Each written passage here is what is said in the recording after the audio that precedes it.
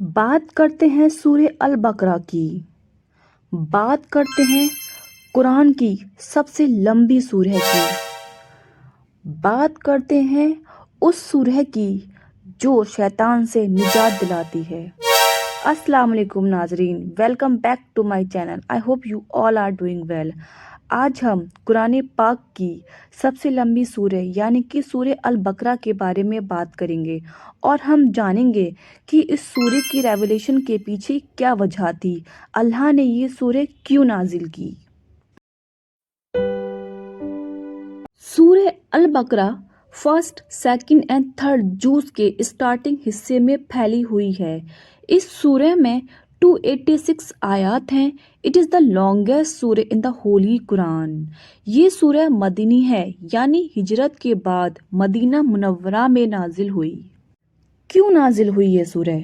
Why was it revealed?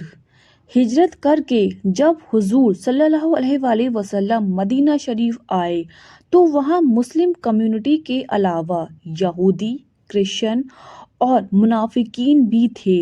Medina में पहली इस्लामी रियासत की बुनियाद पड़ी। सूरह अल बकरा इस नई सोसाइटी और रियासत को गाइडेंस देने के लिए नाजिल हुई।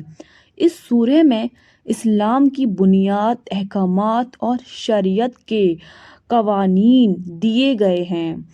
इसमें मुनाफिकीन के छुपे हुए किरदार को एक्सपोज किया गया है और अहले किताब को उनकी दीनी गलतियों और अल्लाह के अहकामात से डिविएशन पर वार्निंग दी गई है।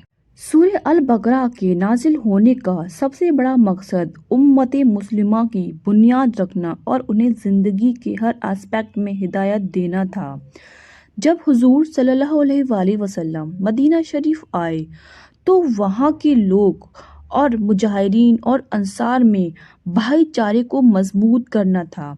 इस सूरह ने दिलों को जोड़ा और एक पाक सोसाइटी बनाने का उसूल दिया।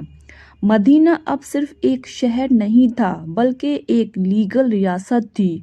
सूरह अल बकरा में इबादत जैसे कि नमाज, रोज़ा, हज, ज़कात से लेकर हर ट्रांजैक्शन जैसे कि निकाह और तलाक तक की डिटेल बताई गई है। In other words, it led the foundation for the Islamic legal code. अल बकरा के नाजिल होने का सबसे बड़ा मकसद ये था कि मदीना में 3 बड़े फ़िरके थे जिनसे निपटने के लिए ये सूरह नुज़ूल हुई। ये लोग ज़ाहिर में तो मुसलमान थे लेकिन अंदर से इस्लाम से नफ़रत करते थे, इस्लाम के दुश्मन थे। ये अंदरूनी ख़तरा था इस्लाम के लिए। सूरह अल बकरा के शुरू में ही इनके दो किरदार यानी कि दोहरे चेहरे को, हिपोक्रेसी की सारी निशानियत खोल दी गई है और उसको अच्छे से बयान किया गया है ताकि हर मुसलमान इनसे होशियार हो जाए। यहूदी लोग मदीना के आसपास आबाद थे। ये अहले किताब होने की वजह से इल्म रखते थे लेकिन हक को जानते हुए भी इनकार करते थे। सूरह में हज़रत मूसा अलैहिस्सलाम और उनकी कौम बनी इस्राईल के किस्से को डिटेल में बयान किया गया है। इसका मकसद था कि मुसलमान ये सबक लें कि नबी की मुखालफत का क्या अंजाम होता है, किताब इलाही में बदलाव करना कितना बड़ा जुर्म है। उनकी मिसाल देकर मुसलमानों को ओबीडियंस और स्टेडफास्टनेस की तालीम दी गई।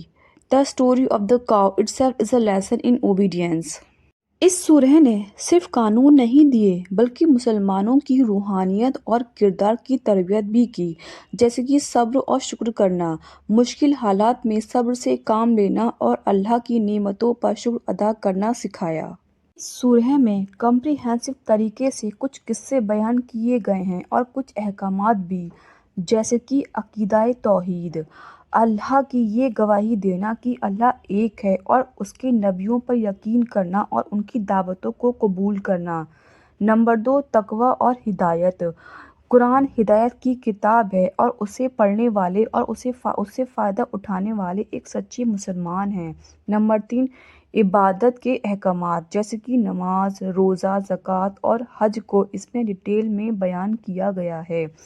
नंबर 4, सोशल लॉज जैसे कि निकाह, तलाक, इद्दत, دودھ پلانا اور وراثت کے قانون بیان کیے گئے ہیں۔ مالی احکامات یعنی کہ فائنینشیل لاز، سود لینا اور دینا حرام بتایا گیا ہے اور قرض یعنی کہ ڈیٹ لینے اور دینے کے بھی اصول بتائے گئے ہیں۔ This surah contains the longest verse in the Quran about transaction and debt۔ اور نمبر 6 ہے بنی اسرائیل کا قصہ۔ حضرت موسیٰ علیہ السلام اور ان کی قوم بنی اسرائیل کا ذکر کیا گیا ہے۔ گائے یعنی کہ بکرے کو ذبح کرنے کا واقعہ اسی سورہ میں ہے، جس کی وجہ سے اس کا نام البقرہ بھی پڑا ہے۔ اس سورہ کو پڑھنے کی بہت زیادہ فضیلتیں ہیں، جس سے پڑھنے سے بہت ثواب ملتا ہے، جیسے کہ کچھ پوائنٹس ہیں۔ نمبر 1، شیطان سے حفاظت۔ نبی کریم صلی اللہ علیہ وآلہ وسلم نے ارشاد فرمایا کہ جس گھر میں سورہ البقرہ پڑھی جاتی ہے وہاں سے شیطان بھاگ جاتا ہے۔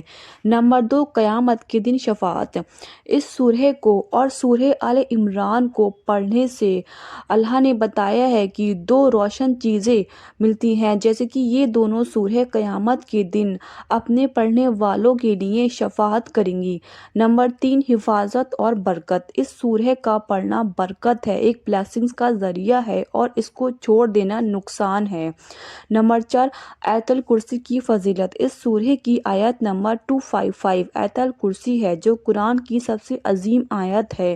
جو شخص اس کو رات میں پڑھتا ہے اللہ کی طرف سے اس پر ایک نگران مقرر ہو جاتا ہے اور صبح تک شیطان اس کے پاس نہیں آتا۔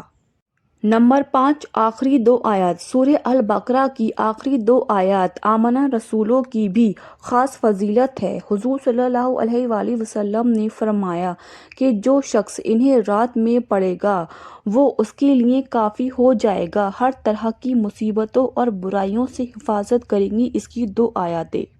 اس سورہ کو غور و فکر سے پڑھنا اور اس کے احکامات پر عمل کرنا دنیا اور آخرت میں کامیابی کی ضمانت ہے۔